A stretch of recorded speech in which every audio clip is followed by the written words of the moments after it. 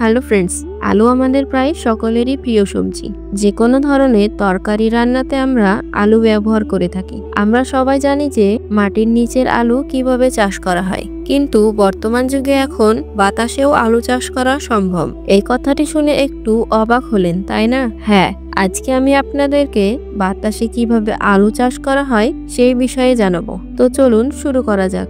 আলু কিভাবে চাষ করা হয় সবাই জানি। পানি ছাড়া কৃষিকাজ অসম্পূর্ণ। কৃষিকাজে পানি এবং মাটির গুরুত্ব অপরিসীম।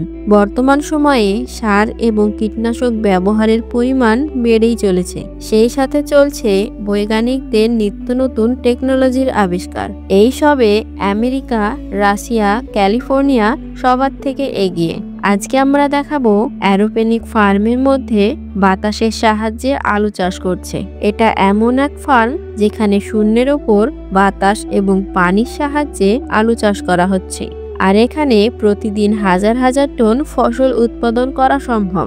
এখানে আলু চাষ করার জন্য সর্বপ্রথম চারা তৈরি করে নিতে হয়। স্ট্রাকচার দেওয়া ট্রেতে করে আলু কেটে রেখে দেওয়া হয়। তারপর 15 থেকে 20 দিনের মধ্যে চারাগুলো অনেকটা বড় হয়ে যায়।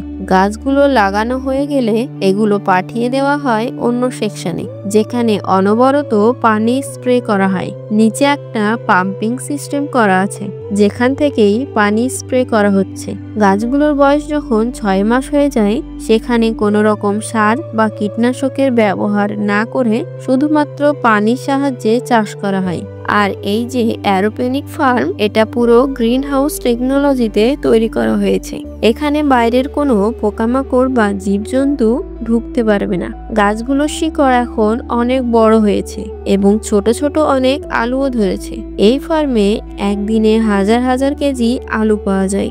গাছগুলোতে প্রতিনিয়ত আলু ধরতে থাকে এবং ফার্মের ওয়ার্কাররা শিকড় থেকে আলু ছাঁটাই বাছাই করে আলাদা করে রাখে। তারপর সেগুলোকে মার্কেটে বিক্রি করা হয়। কিন্তু প্রশ্ন হলো, কোন আলু আমাদের পক্ষে উপকারী? মাটির তলায় চাষ করা আলু নাকি বাতাসে চাষ করা আলু? তো ফ্রেন্ডস, আজকের ভিডিও এখানেই শেষ। ভিডিওটি ভালো লাগলে ভিডিওতে একটা লাইক করবেন, আর আমার চ্যানেলে নতুন হয়ে থাকলে চ্যানেলটিকে সাবস্ক্রাইব করে পাশে থাকবেন। সকলকে ধন্যবাদ।